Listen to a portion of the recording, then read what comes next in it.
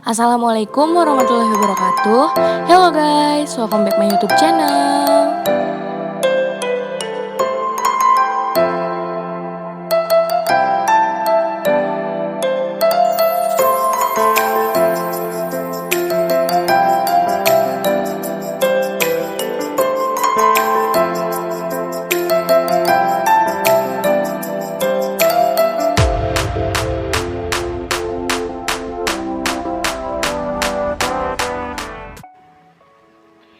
Nah guys, jadi di video kali ini aku bakal ngasih tahu ke kalian tentang metode KB sederhana. Nah, metode KB sederhana merupakan suatu cara untuk menjarangkan atau mencegah kehamilan dengan cara yang sangat sederhana yang dapat dilakukan sendiri oleh para peserta KB tanpa harus melakukan pemeriksaan terlebih dahulu ke petugas kesehatan. Nah, metode KB sederhana ini ada dua macam. Yang pertama itu ada yang tanpa alat dan ada yang menggunakan alat. Yang tanpa alat ini terdiri dari 6. Yang pertama itu ada yang namanya metode amenorlaktasi atau MAL. Jadi metode amenorlaktasi ini merupakan KB yang alami ada pada ibu menyusui.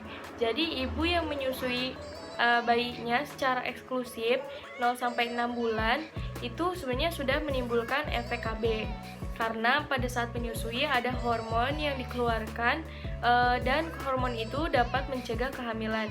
Terus kemudian itu yang kedua ada yang namanya coitus interruptus. Coitus interruptus ini disebut juga dengan senggama terputus. Jadi di mana ketika melakukan hubungan seksual alat kelamin laki-laki dikeluarkan dari alat kelamin perempuan sebelum terjadinya ejakulasi. Kemudian yang ketiga itu ada yang namanya metode kalender.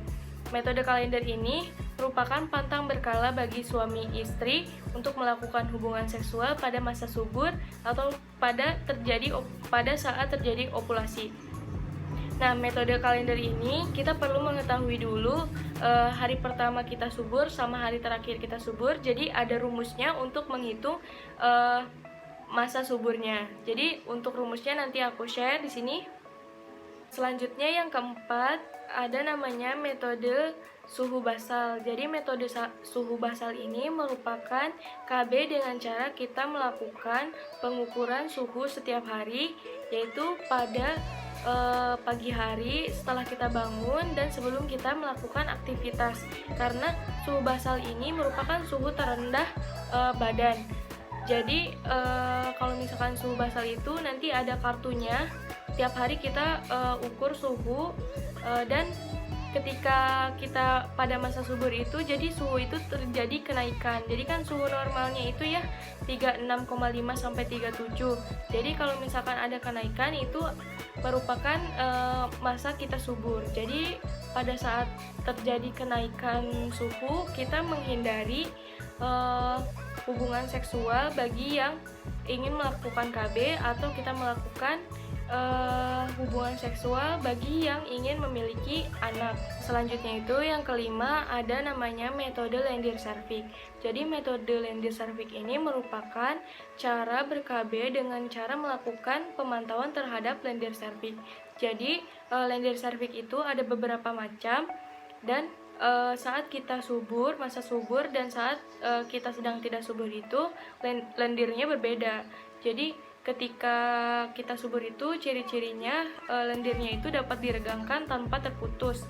Nah, kemudian yang keenam ini ada namanya simptotermal. Jadi metode ini merupakan metode gabungan antara metode suhu basal dan lendir cervix.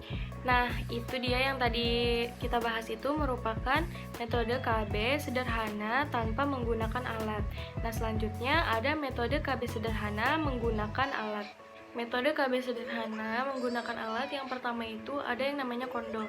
Kondom ini merupakan selubung atau sarung plastik yang terbuat dari lateks atau plastik yang dipasang pada penis pada saat melakukan hubungan seksual. Nah, selanjutnya itu ada diafragma. Jadi diafragma ini dia termasuk kondom tapi dia yang digunakan oleh perempuan.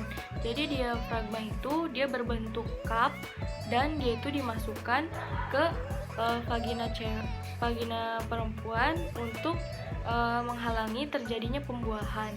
Terus kemudian itu ada yang ketiga itu spermisida. Jadi spermisida ini merupakan jenis KB yang menggunakan bahan kimia.